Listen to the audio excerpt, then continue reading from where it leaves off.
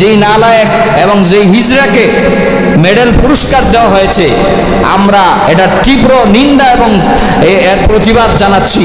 এরকম হিজড়া টাইপের একটা মেয়ে নাকি ছেলে, তাকে কিভাবে বাংলাদেশের সুদর্শন পুরুষ হিসাবে পুরস্কৃত করা হয়?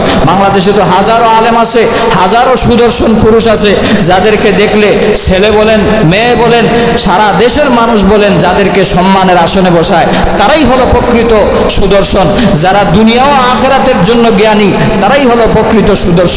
ভাবতেও অবাক লাগে একটা বিষয়, এত বাংলাদেশে এত সুন্দর সুন্দর যুবক থাকার পরে একজন হিজড়া টাইপের একটা লোক, একটা যুবককে দেখলাম সম্প্রতি, আপনারা দেখেছেন যে তাকে পুরস্কৃত করা হয়েছে।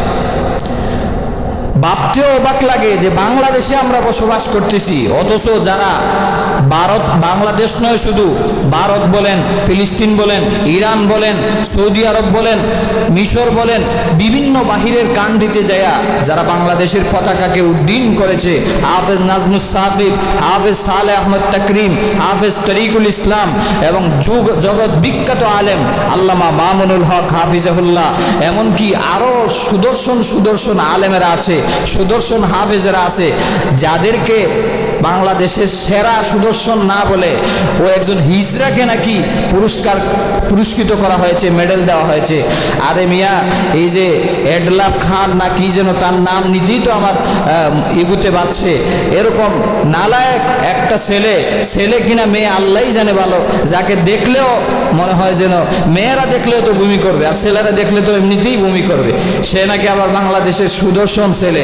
আমরা কোন দেশে বসবাস করতেছি?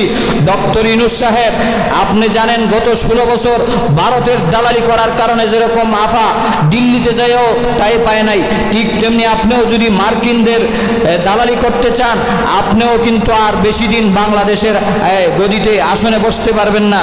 এই জন্য ট্রান্সজেন্ডারকে বাস্তবায়ন করার জন্য যে পায়তারা চলতেছে গোপনে গোপনে, এটা অতি সত্বর বন্ধ করতে হবে, নয় আলেম ওলামাদের ডাক দিলে আবারও আপনাদের পতন হবে, তখন শেষ পর্যায়ে আপনাদের পালাইবার জায়গাও পাইবেন না।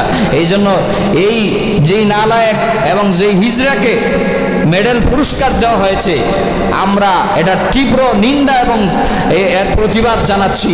এরকম হিজড়া টাইপের একটা মেয়ে নাকি ছেলে, তাকে কিভাবে বাংলাদেশের সুদর্শন পুরুষ হিসাবে পুরস্কৃত করা হয়? বাংলাদেশে তো হাজারো আলেম আছে, হাজারো সুদর্শন পুরুষ আছে, যাদেরকে দেখলে ছেলে বলেন, মেয়ে বলেন, সারা দেশের মানুষ বলেন, যাদেরকে সম্মানের আসনে বসায়, তারাই হলো প্রকৃত সুদর্শন। যারা দুনিয়া ও আখিরাতের জন্য জ্ঞানী, তারাই হলো প্রকৃত সুদর্শন। এই জন্য ট্রান্সজেন্ডারকে এখানে নিয়ে আসার জন্য তাকে সুদর্শন হিসেবে আপনি পুরস্কৃত করেছেন। আমরা কিন্তু বুকার সাগরে বসবাস করি না, আলেমদেরকে এত বোকা মনে করেন না, এই জন্য সাবধান হয়ে যান।